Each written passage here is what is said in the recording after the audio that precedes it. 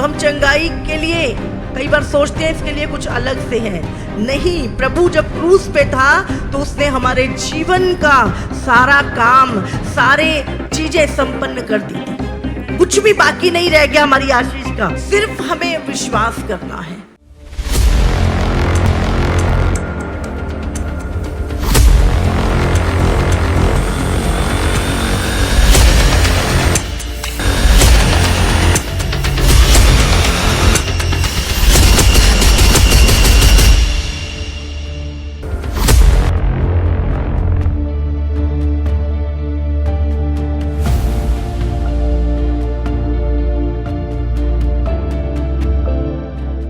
एक पत्रस उसका 2 उसका 24 में लिखा है, वह आप ही हमारे पापों को अपनी देह के पर लिए हुए क्रूस पर चढ़ गया, जिससे हम पापों के लिए मरकर धार्मिकता के लिए जीवन बिताएं। उसी के मार खाने से तुम चंगे हुए, क्योंकि तुम पहले भटकी हुई भेड़ों के समान थे, पर अब अपने प्राणों के रखवाले और अध्यक्ष के पास लौट आए हो।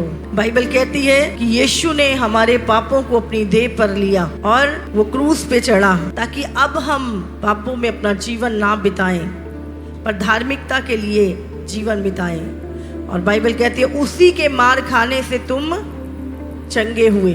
यीशु ने कोड़े खाए, क्यों? ताकि तुम चंगे हो जाओ। बीमारी पाप का एक लक्षण है, श्राप पाप का एक लक्षण है, गरीबी पाप का एक लक्षण है। और जब प्रभु यीशु ने हमारे पाप क्षमा कर दिए अपने लहू के द्वारा, तो वो पापों के लक्षण, जो बीमारी, गरीबी, श्राप, बंधन, शैतान, दुष्टता, वो सब भी उसके साथ खत्म हो चुके हैं। Hallelujah, hallelujah. पर हम ये विश्वास तो करते हैं कि हमारे पाप क्षमा हो गए, पर हम ये विश्वास नहीं करते कि पाप के साथ वो बीमारियां भी चली गई हैं, वो श्राप भी चले गए हैं। Hallelujah, hallelujah. जिस दिन तुम्हारे पाप क्षमा होते हैं, उसके बाद पाप के जो लक्षण होते हैं, बीमारियां, श्राप, गरीबी, वो सारे लक्षण भी तुम्हारे जीवन से निकल जाते हैं। तो बाइबल कहती है उसके कोड़े खाने से तुम चंगे हो चुके हो, उसके लहू बहाने से तुम्हारे पाप शुद्ध हो चुके हैं।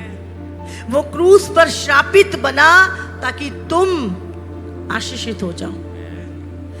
उसने तुम्हारे बहुतायत के जीवन का पूरा काम क्रूस पे संपन्न कर दिया। और वो कहता है अब मैं चाहता हूं कि तुम बहुतायत का जीवन पाओ, भरपूरी का जीवन पाओ। अभी भी तुम उसी पाप की दशा में, ये वचन सत्य है और जो प्रभु ने किया वो सत्य है, लेकिन अभी भी जो हमारी मानसिक दशा है वो कई बार पुरानी रहती है। हमें इसीलिए बाइबल में पौलुस कहता है तुम्हारे मन के नए हो जाने से, अब क्या करना है? मन को नया करना है, मन को डेली बताना है कि तू नया हो गया है, अब तू नई सृष्टि बन चुका है, अब तेरे ऊपर कोई पाप का, श्राप का, कोई भी शैतान का अधिकार नहीं है। तुम्हें रोज खुद को बताना है, रोज अपने आप को, उस पुरानी चीजों को हटाना है अपने माइंड से।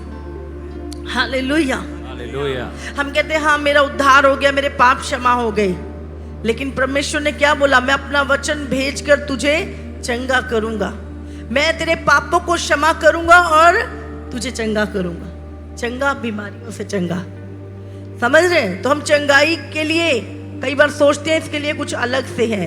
नहीं, प्रभु जब क्रूस पे था तो उसने हमारे जीवन का सारा काम, सारे चीजें संपन्न कर दी थी। कुछ भी बाकी नहीं रह गया हमारी आशीष का, सिर्फ हमें विश्वास करना है। हालेलुया। और हम देख रहे हैं कितनी सारी चंगाइयां, कितनी सारी आजादी, लाइलाज चीजें परमेश्वर ने चंगी करी। Hallelujah, hallelujah. हजारों लाखों टेस्टमनी आप रोज सुनते, यूट्यूब भरा पड़ा है, हजारों गवाहियां आज हमारे बीच में है। क्योंकि मनुष्य झूठ हो सकता है लेकिन वचन झूठ नहीं हो सकता। यीशु ने कहा वो मार्ग, सत्य और जीवन है।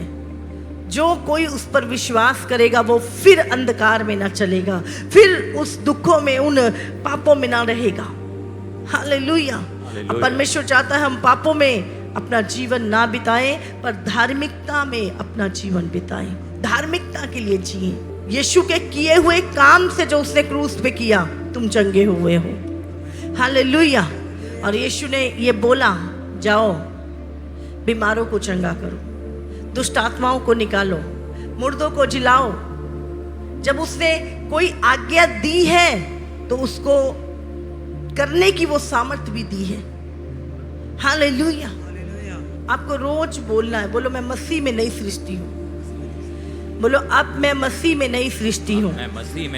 बोलो पुरानी बातें बीत चुकी हैं, देखो सब कुछ नया हो चुका है। बोलो अब मेरा शरीर बीमारी के लिए नहीं, पाप के लिए नहीं, मेरा शरीर पवित्र आत्मा का मंदिर है।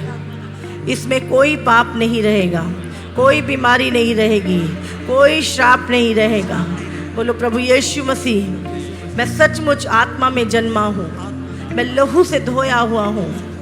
परमेश्वर मेरी चट्टान है, मैं ना डरूंगा, परमेश्वर मेरी ओर है।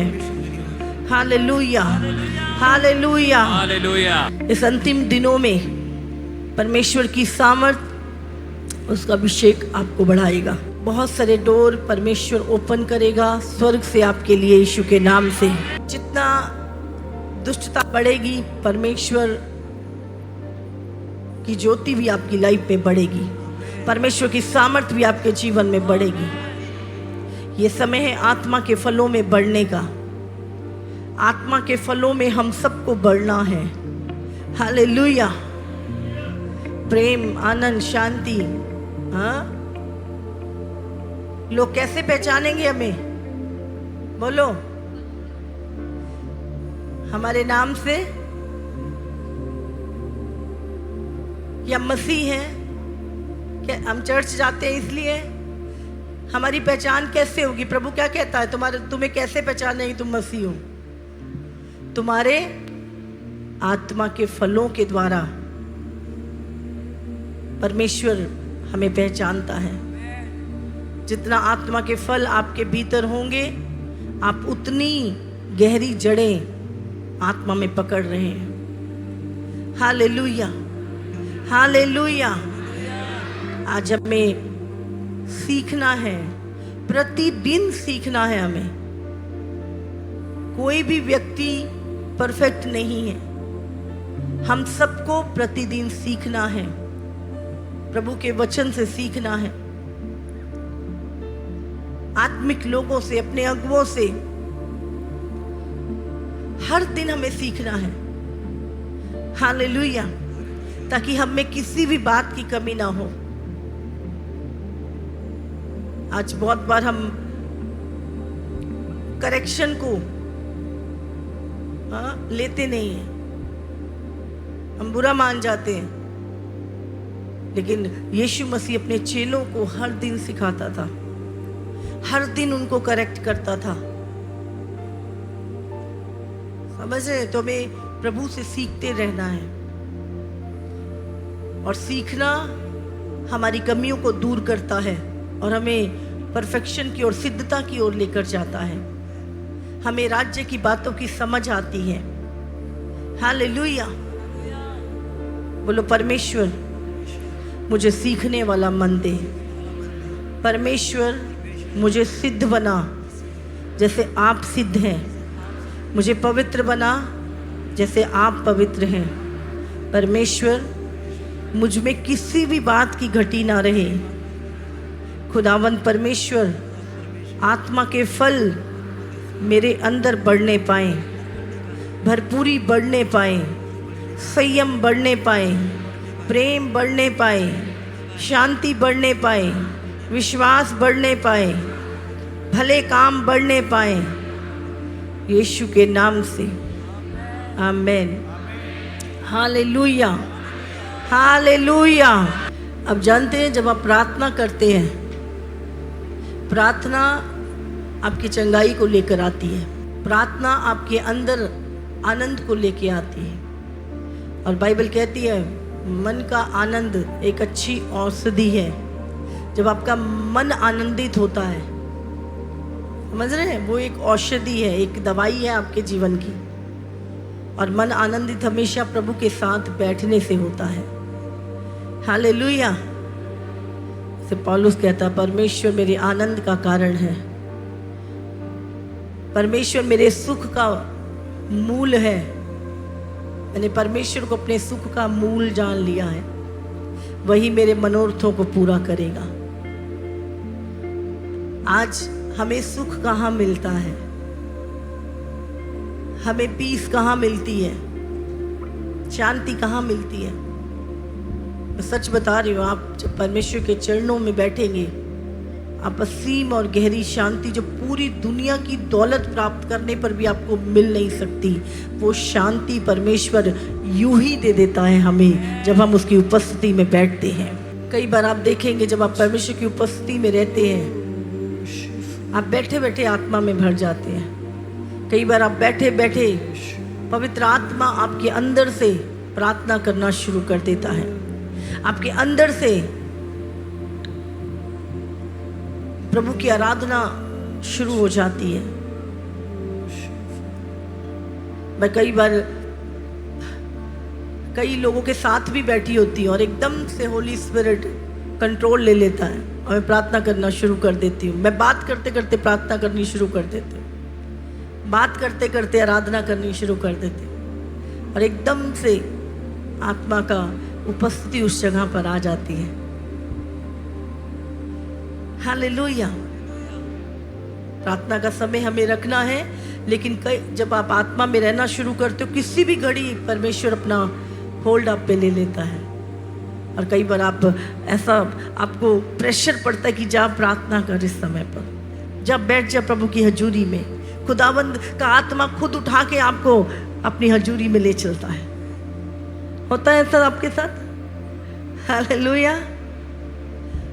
फोर्सफुली प्रभु प्रार्थना कराता है, उपस्थिति में ले चलता है, क्योंकि वो आपसे प्यार करता है, आपके साथ समय बिताना चाहता है और वो चाहता है हर समय उसका प्रेम आपके हृदय में उमड़ता रहे। जितना आप परमेश्वर की प्रेजेंस में रहेंगे, उतना हयाव आपके अंदर रहेगा, उतना सामर्थ्य आप महसूस करोगे अपने आप को। जितना परमेश्वर की उपस्थिति से दूर रहोगे, उतना डर और घबराहट और चिंताएं आपके ऊपर हावी होंगी। समझ रहे हैं? जितना उपस्थिति में बैठेंगे, सारी चीजें छट जाती हैं। इसीलिए प्रभु की उपस्थिति में जाएं। आप क्यों बुलाए गए हैं? यीशु ने क्यों बुलाया है आपको? हाँ, क्यों बुलाया है? सिर्फ आशीष लेने के लिए या अपनी उपस्थिति में चलने के लिए? इब्राहिम को जब परमेश्वर ने बुलाया तो क्या बोला? मेरी उपस्थिति में चल और सिद्ध होता जा।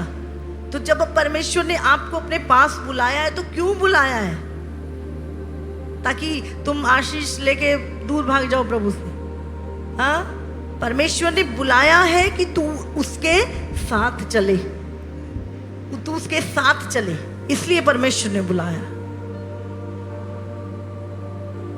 और आग के साथ चलना आसान नहीं है ये भी है, लेकिन जितना आप उस आग में चलते हैं, उतना आप शुद्ध होते जाते हैं, उतना आपका तेज मूसा की तरह आपके चेहरे से वो किरणें निकलने लगती हैं। हालेलुया। नाइट प्रेयर जरूर 2 घंटे 1 घंटा रात के समय पर हफ्ते में कम से कम 2 या 3 बार नाइट प्रेयर करो। मैं ज़्यादा नहीं कह रही, रात को उठ के 2 से 4, 3 से 5 या केवल 1 घंटा भी आप हफ्ते में 2 या 3 बार नाइट प्रेयर करो। सबसे बड़ा खाने से बढ़ के त्याग है नींद का। जब आप नींद को त्याग कर प्रभु के साथ बैठते हैं और उस समय कोई भी काम का टेंशन नहीं, कोई फोन नहीं, कोई कुछ नहीं, सबसे अच्छा समय होता है प्रार्थना का वो समय। लिखा ना, जो भोर को यत्न से परमेश्वर को ढूंढते हैं वो उसे पाते हैं। यीशु ने कहा प्रार्थना करो कि तुम परीक्षा में ना पड़ो, शुद्ध मन से प्रार्थना करो। आज हम देख रहे हैं चारों तरफ संसार में मौत तांडव मचा रही है, चारों तरफ बर्बादी, चारों तरफ चीजें बद से बदतर हो रहा है संसार में। केवल वो लोगों के अंदर शांति है जो परमेश्वर के साथ रहते हैं। केवल उनके मुख पे आप शांति देखोगे, नहीं तो आप हर एक के मुख पे डर और घबराहट को देखोगे। प्रभु के वचन पे जो चलेंगे वो सर्वदा बने रहेंगे, सर्वदा सर्वदा। ये जीवन से अनंत काल का जीवन हमें प्राप्त करना है। ये जीवन काफी नहीं है, ये जीवन बहुत छोटा है। प्रभु की नजर में तो क्षण मात्र है, लेकिन जो असली जीवन प्रभु ने हमारा रखा है वो अनंत काल का है। उसी जीवन की ओर अपनी आंखें लगा के रखें। हालेलुया। परमेश्वर ने इसीलिए हमें चुना है। आप सबको जय मसीह की। इसी तरह से परमेश्वर के और सामर्थी और अद्भुत प्रकाशनों को अपने जीवन में ग्रहण करने के लिए हमारे YouTube चैनल को सब्सक्राइब करें, ताकि हर एक वीडियो का नोटिफिकेशंस आप तक पहुंच सके। हालेलुया।